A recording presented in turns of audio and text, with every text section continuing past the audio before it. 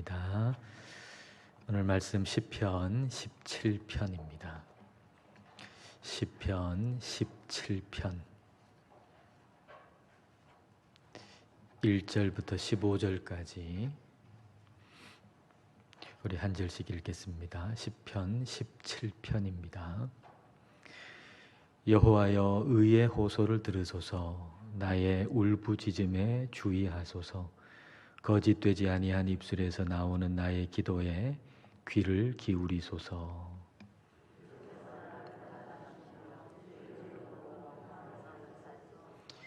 주께서 내 마음을 시험하시고 밤에 내게 오시어서 나를 감찰하셨으나 흠을 찾지 못하셨사오니 내가 결심하고 입으로 범죄하지 아니하리이다.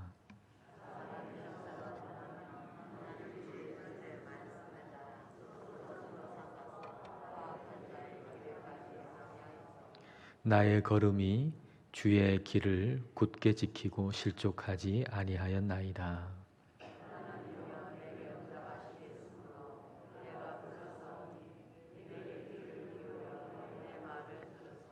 주께 피하는 자들을 그 일어나 치는 자들에게서 오른손으로 구원하시는 주여, 주의 기이한 사랑을 나타내소서.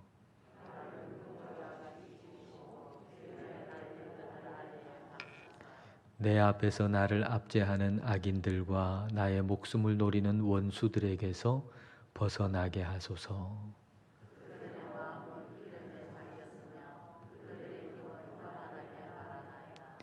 이제 우리가 걸어가는 것을 그들이 애워싸서 노려보고 땅에 넘어뜨리려 하나이다.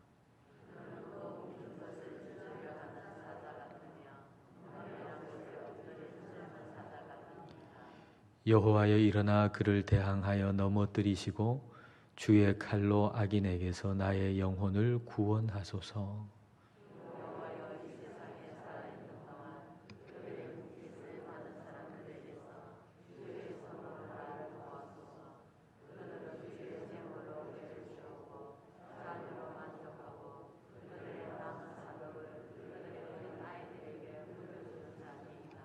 함께 읽습니다.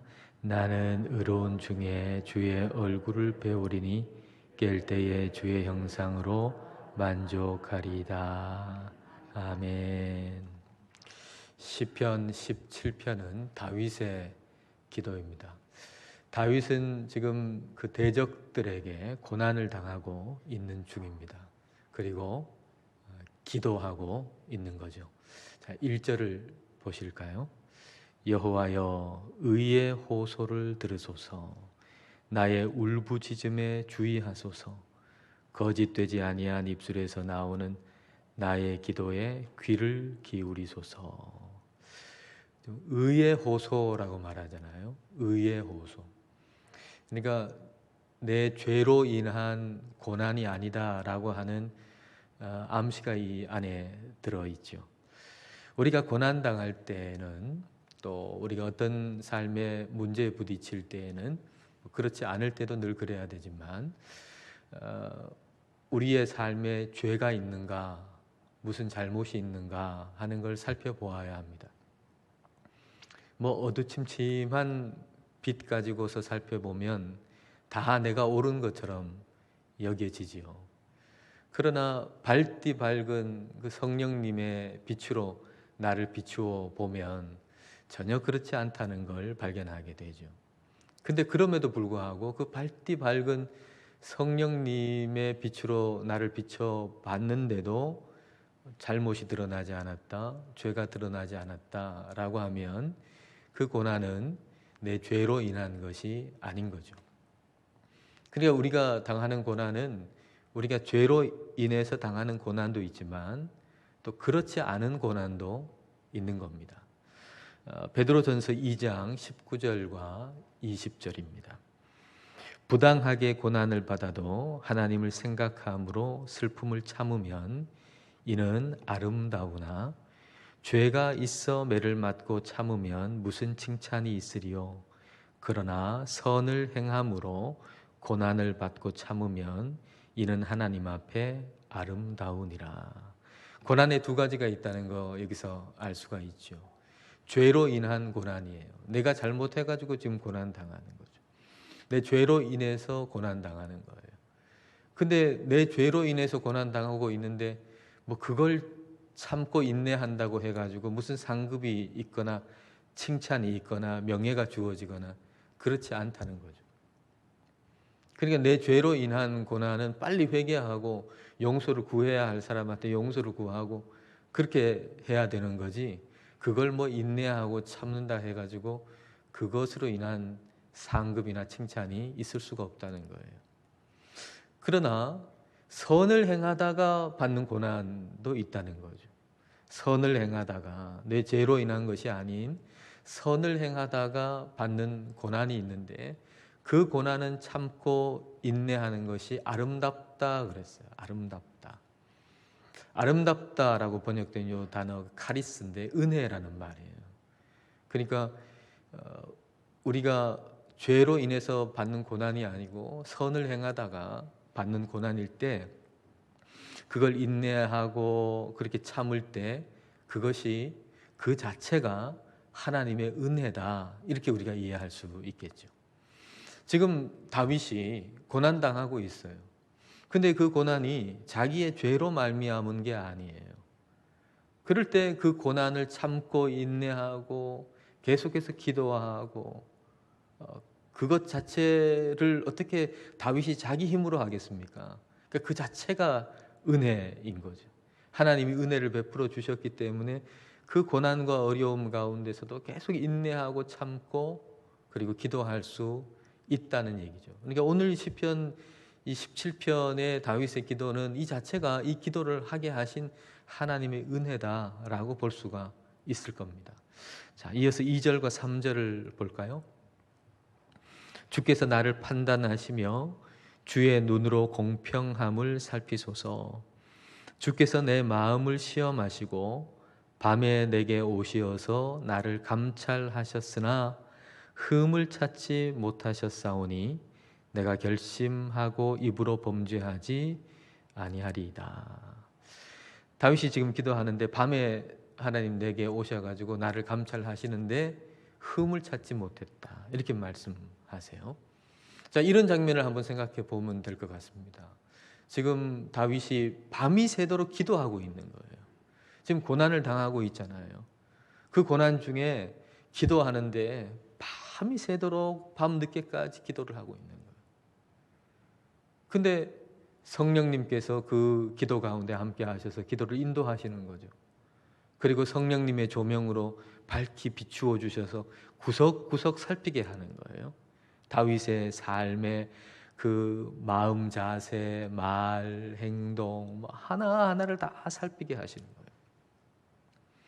근데 그렇게 성령님의 조명으로 다 살펴봤는데 흠을 찾을 수가 없었다, 그 얘기인 거죠. 그러니까 이 얘기는 무슨 얘기겠습니까? 다윗이 정말 그 인생 가운데 흠도 없고 티도 없고 완벽한 사람이었다, 그런 얘기는 아니죠. 그 어디에, 세상 어디에 완벽한 사람이 있습니까? 죄인 아닌 사람이 이 세상에 누가 있겠습니까? 다윗이라고 해가지고 뭐 예외가 되겠습니까? 다윗도 여전히 죄인이요. 다윗도 허물 많은 사람이요. 또 죄를 뭐 엄청나게 저지른 것도 우리는 다 알고 있잖아요. 그러니까 이 얘기는 다윗이 정말 아무 흠도 없다는 그런 얘기가 아니라 이 일에 대해서 볼 때, 지금 고난 당하고 있는 이 일에 대해서 볼 때 이 일이 다윗이 어떤 뭐 마음을 잘못 먹었거나 또는 말을 뭐 잘못했거나 행동을 잘못해가지고 온 고난이 아니라 그 대적의 악함으로 인해서 온 고난이다라고 하는 얘기가 되는 거죠. 그래서 우리가 우리 자신이나 또 다른 사람의 고난을 볼 때 또는 뭐 성공을 볼 때도 마찬가지겠지만 너무 단편적으로 보지 말아야 되겠다라는 거예요. 뭐 성공하면은 야, 저 사람은 뭘 믿음이 굉장히 좋아가지고 성공했나 보다, 뭐 우리는 그렇게 생각하잖아요. 또 뭐 고난 당하고 실패하고 그러면 야, 저 사람 믿음이 형편없어가지고 저렇게 고난 당하나 보다, 뭐 이렇게 또 생각을 한단 말이죠. 근데 이게 너무 단편적인 거예요. 성경도 그렇게 말씀하시지는 않아요. 너무 단편적으로 단순하게 그렇게 우리가 판단해서는 안 될 겁니다. 이스라엘 백성들도 말이죠. 그 가나안 땅에 들어가 가지고 가나안 땅에 있는 족속들을 쫓아내고 그 땅을 차지하잖아요. 근데 그걸 신명기 9장에서 말씀하시듯이 이스라엘 백성들이 의로워 가지고 그 땅을 차지한 게 아니고 그 가나안 땅에 있는 그 족속들이 악하기 때문에 쫓아냈다. 그렇게 말씀하시지 않습니까? 그러니까 이스라엘 백성들이 뭐 대단히 성공한 것처럼 보인다 할지라도 그게 이들이 의로워서 이렇게 됐다라고 우리가 단편적으로 평가할 수가 없다는 얘기죠. 뭐 고난도 마찬가지죠. 어떤 이가 고난을 당할 때 우리가 단편적으로 저 사람 믿음이 형편없어 가지고 그동안 예배를 제대로 안 드려 가지고 저런 고난을 당한다. 이렇게 너무 단편적으로 우리가 이야기할 수가 없다는 얘기입니다. 다윗이 고난 받을 때 다윗이 뭔가 잘못했기 때문에 그렇겠지. 이렇게 할 수가 없다는 거죠. 다윗을 공격하는 그 사람들의 악함으로 인해 가지고 지금 다윗이 고난을 받는 거예요. 말하자면 교통사고로 얘기하자면 100대 0인 거예요. 그러니까 상대방 100% 과실인 거죠. 사고가 났어요. 고난당해요. 근데 상대방에게 100% 과실이 있는 지금 그런 상태에 있는 게 지금 다윗의 상태다라고 말할 수가 있습니다. 다윗의 말이나 마음이나 행동이나 그 어떤 것에서도 지금 이 고난을 당하는 원인을 찾을 수 없다라는 얘기죠. 자, 4절과 5절을 보십시오. 사람의 행사로 논하면 나는 주의 입술의 말씀을 따라 스스로 삼가서 포악한 자의 길을 가지 아니하였사오며 나의 걸음이 주의 길을 굳게 지키고 실족하지 아니하였나이다. 사람의 행사로 논하면 사람이 행동하는 것으로 보건대 다윗이 다른 이들의 지금 공격을 받고 그런 핍박을 받고 고난을 받을 만한 그런 것들이 없다는 얘기예요. 마음으로나 말로나 행동으로나 그런 것이 없다는 얘기죠. 그러니까 죄로 인한 것이라면 지금 이 고난이 죄로 인한 것이라면 하나님께 기도했는데 기도의 응답을 확신할 수 있겠습니까?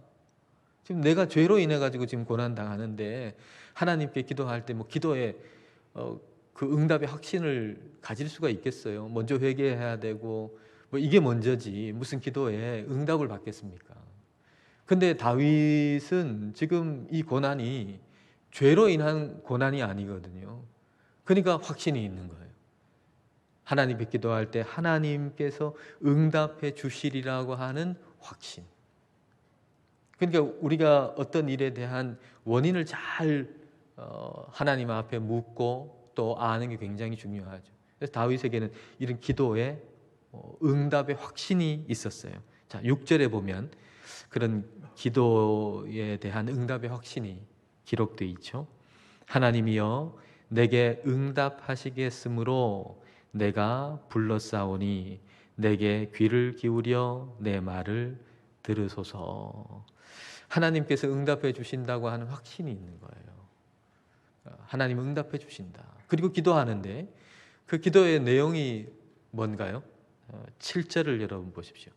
7절부터 해서 뒤에 쭉 나오는데 사실 거의 핵심적인 이 기도의 내용은 7절이라고 볼 수 있어요. 죽게 피하는 자들을 그 일어나 치는 자들에게서 오른손으로 구원하시는 주여 주의 기이한 사랑을 나타내소서. 주님의 기이한 사랑을 나타내소서. 기이하다, 기이하다. 기이하다, 팔라라고 하는 히브리어를 번역한 건데요. 이거는 아주 구분돼 가지고 뚜렷하게 드러나는 걸 의미합니다. 드러나는 거. 구분되고 뚜렷한 거. 하나님 놀라운 사랑을 나타내 보여주십시오. 지금 이렇게 기도하는 거죠. 그 이후에 보면 자신은 눈동자같이 지키시고 그 악한 자들로부터 구원해 주십시오 하고 쭉 나오는데 이제 그런 것들을 하나님 주님의 기이한 사랑으로, 놀라운 어떤 사랑으로 나타내 주십시오. 이렇게 기도하는 겁니다. 그러니까 다윗은 어떤 의미에서 놀라운 기적을 베풀어 달라고 기도하고 있는지도 모르겠어요. 하나님, 놀라운 기적을, 지금 내가 고난을 당하고 있는데 놀라운 기적을 좀 베풀어 주십시오. 이렇게 기도하고 있는지 모르겠어요. 근데 그렇게 기도할 때, 이렇게 기도했을 때 하나님 어떤 응답을 주셨을까요? 하나님께서 정말 실제로 하루아침에 그 고난으로부터 벗어나는 정말 놀라운 기적을 베풀어 주셨을 수도 있을 겁니다. 그런데 그러지 아니하고 이렇게 기도했음에도 불구하고 그 고난이 상당히 오랜 기간 동안에 계속 지속되었을 수도 있습니다. 자, 후자의 경우라면 이렇게 기도했어요. 하나님의 그 기이한 놀라운 사랑을 좀 나타내 보여주십시오 라고 기도했는데 그 고난이 전혀 줄어들지도 아니하고 지속되어 한동안, 오랫동안, 그럴 때 하나님은 그 기도에 응답해 주시지 않은 겁니까? 여러분 어떻게 생각하십니까? 저는 응답해 주시지 않았다라고 생각하지 않아요. 기도를 들어주시지 않은 것이 아니라 응답의 형태가 우리가 생각하는 것과 다른 것인 거죠. 다윗이 주님의 기이한 사랑을 나타내 주십시오 라고 기도했는데 그 기도 이후에도 고난은 계속돼요. 근데 고난은 계속되는데도 하나님을 향한 신뢰의 마음은 조금도 줄어들지를 않아요. 그리고 하나님께 계속 기도하는 거예요. 아니 기도해도 안 되네 그런 게 아니라 기도했는데도 고난이 계속됨에도 불구하고 하나님을 향한 신뢰의 마음은 계속 그대로이고, 그리고 하나님을 향한 기도를 계속 드린단 말이에요. 그게 기적이 아니겠어요? 하나님이 베푸시는 기적.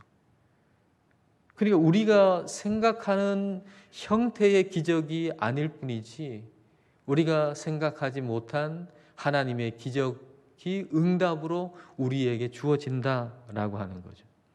병자를 위한 기도를 우리가 생각해 본다면 우리 가족 중에 누가 아픈 사람이 있다고 해봐요. 그러면 우리 가족 중에 아픈 사람이 있을 때 얼마나 간절하게 우리는 기도하나요? 우리 가족 아무게 낫게 해달라고, 하나님 기적을 베풀어 달라고, 치유의 기적을 베풀어 달라고 우리는 얼마나 간절하게 기도하나요? 그렇게 기도할 때 정말 놀랍게 호전될 수도 있죠.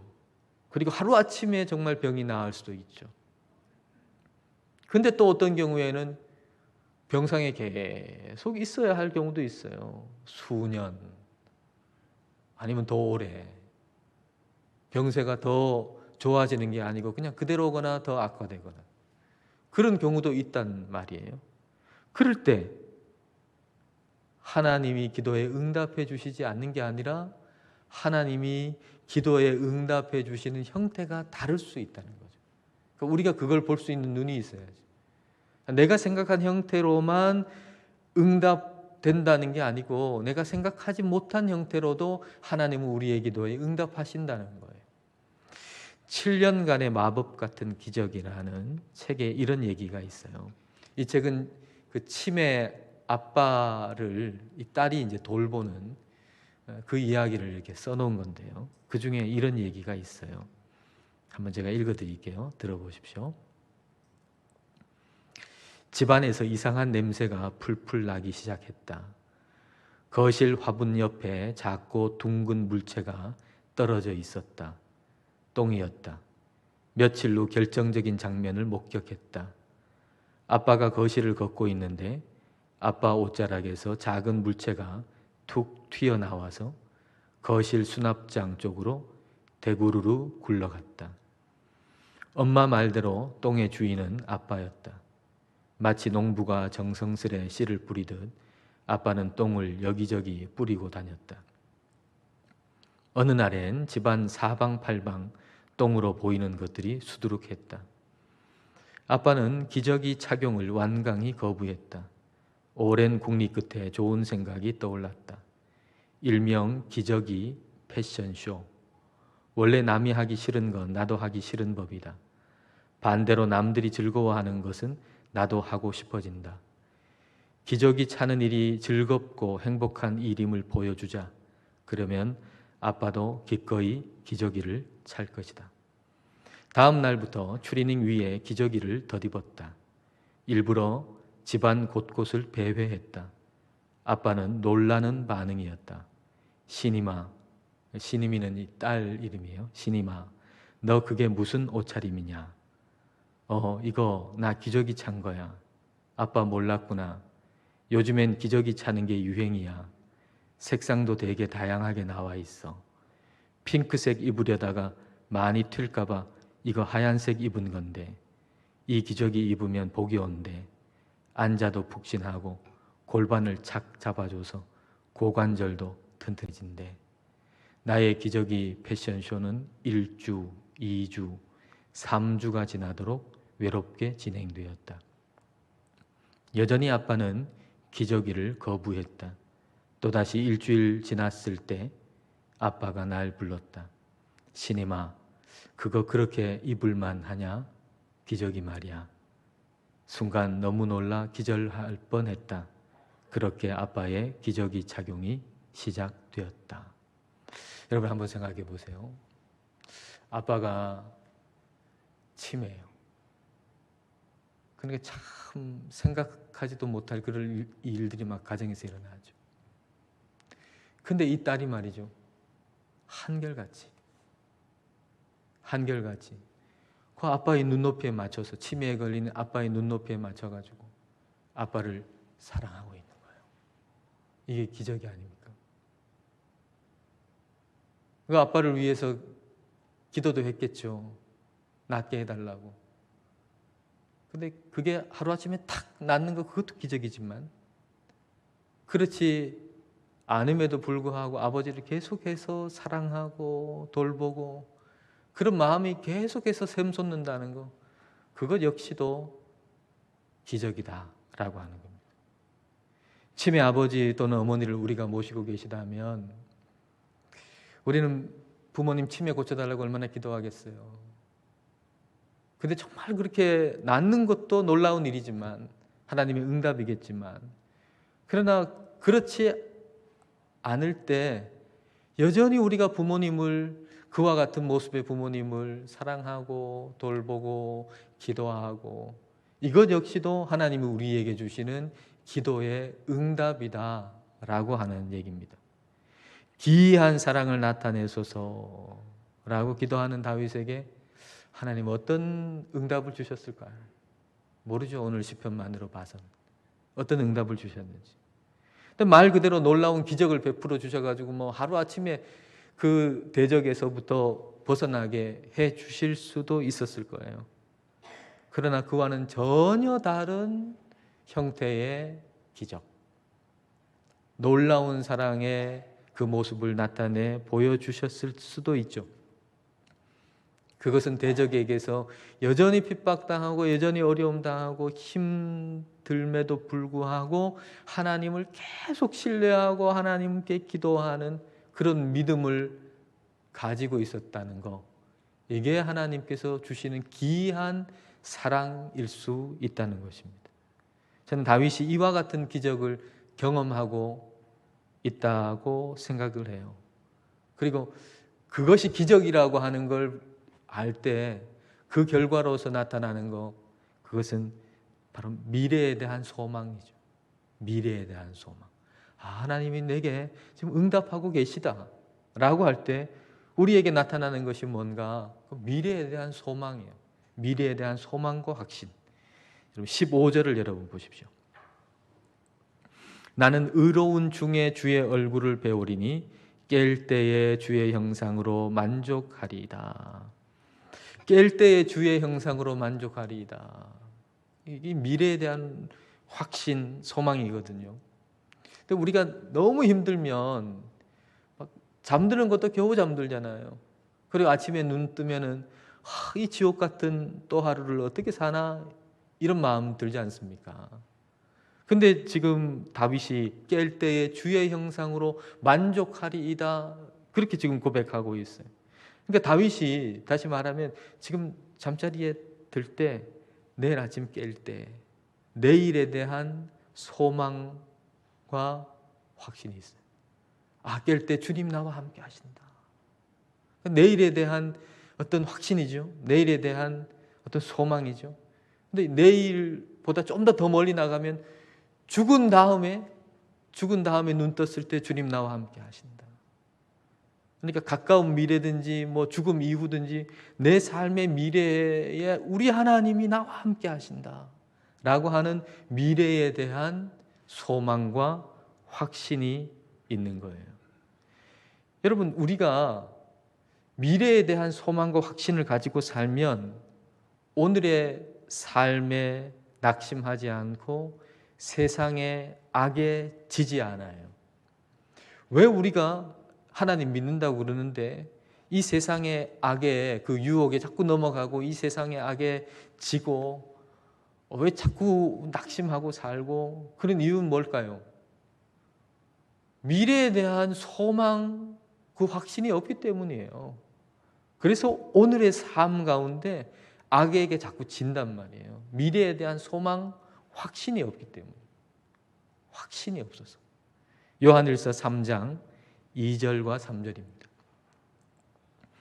사랑하는 자들아, 우리가 지금은 하나님의 자녀라. 장래에, 미래에 어떻게 될지는 아직 나타나지 아니하였으나, 장래에 어떻게 될지는 아직 나타나진 않았다. 근데 그가 나타나시면, 예수님이 재림하시면, 다시 오시면 우리가 그와 같을 줄을 아는 것은 그의 참모습 그대로 볼 것이기 때문이니, 우리 주님 다시 오실 때는 우리가 주님과 같아진다. 그 정결하고 아름다운 부활의 몸을 우리가 입게 된다. 근데 이 소망을 품고 이걸 확신하고 있는 사람, 내 미래의 모습은 우리 주님과 같은 그런 모습, 아름답고 성결한 그런 모습이 될 거라고 하는 걸 확신하는 사람의 특징은 뭔가? 3절이 바로 그 특징이에요. 자, 3절을 같이 읽겠습니다. 주를 향하여 이 소망을 가진 자마다 그의 깨끗하심과 같이 자기를 깨끗하게 하느니라. 미래에 내가 어떻게 될 것인가에 대한 확신이 있으면 오늘의 삶 가운데 거룩하게 산다는 거예요. 우리가 왜 이 세상 가운데 세상에 자꾸 물들어요? 넘어져요? 그리고 적당히 타협하고 살아요? 이유는 우리의 미래에 대한 확신이 없기 때문이에요. 우리 미래의 소망에 대한 확신이 없기 때문이에요. 천국이 있나 없나? 있다 그러는데 있나 보다. 확신 없이 그렇게 사는 거죠. 우리 주님께서 우리의 미래에 어떻게 하실 것인가에 대한 성경을 읽고도 그 소망에 대한 확신이 없는 거예요. 그런 확신이 없으니까 오늘을 어떻게 거룩하게 삽니까? 그렇게 살아갈 수가 없는 거죠. 그 소망, 미래에 대한 소망의 확신이 있을 때는 오늘의 삶을 우리가 거룩하게 성결하게 살아갈 수 있다라고 하는 얘기입니다. 다윗이 깰 때의 주의 형상으로 만족하리이다. 이것은 미래에 대한 소망의 확신이 있었다는 거예요. 내일 눈 떴을 때 주님 나와 함께 하신다. 내 죽은 후에도 눈을 뜨면 주님 함께 하신다. 이 확신이 있었다는 거예요. 그래서 고난 중에도 이 소망의 확신으로 인해 가지고 성결하게 거룩하게 살아가는 거죠. 그런 모습을 오늘 시편에서 쭉 보잖아요. 몇 구절 볼게요. 같이 3절부터 3절에 보면 내가 결심하고 입으로 범죄하지 아니하리다. 입술의 성결함이잖아요. 4절 하반절에 스스로 삼가서 포악한 자의 길을 가지 아니하여 싸우며, 그 길 걸어가는 길이 성결하잖아요. 거룩하잖아요. 5절 나의 걸음이 주의 길을 굳게 지키고 실족하지 아니하였나이다. 여러분, 이게 어떻게 가능했을까요? 미래에 대한 소망의 확신이 있었기 때문에. 지금 비록 힘들고 어렵지만 그러나 우리 주님 나와 함께 하신다고 하는 그 확신, 그로 말미암아서 오늘의 삶을 거룩하게 살 수 있는 거죠. 그러니까 우리가 우리의 삶 가운데 고난이 닥칠 때, 어려움이 닥칠 때, 또는 이 세상의 유혹에 자꾸 흔들릴 때, 이게 하나님 말씀이 아닌 줄 알면서도 자꾸 흔들려요. 직장 생활하면서 우리가 삶에서 이런저런 사람을 만나서 이런저런 상황 가운데서 자꾸 세상 가운데 타협하기를 원하는 마음이 생기고 흔들린단 말이에요. 그때 뭘 점검해야 될까요? 그때 우리가 점검해야 될 거, 나는 미래의 소망에 대한 확신이 있는가? 이거 점검해야 돼요. 내 미래에 대한 소망의 확신이 있는가? 이걸 점검하고 내 미래에 대한 소망의 확신이 있으면 깰 때의 주의 형상을 볼 것이다. 이게 우리에게 확신이 있다면 우리는 오늘의 삶 가운데 비록 어려움이 있어도 핍박이 있어도 우리는 거룩한 성결한 주의 백성으로 살아갈 수가 있는 것입니다. 이와 같은 소망으로 우리가 이 시간 함께 찬양하겠습니다.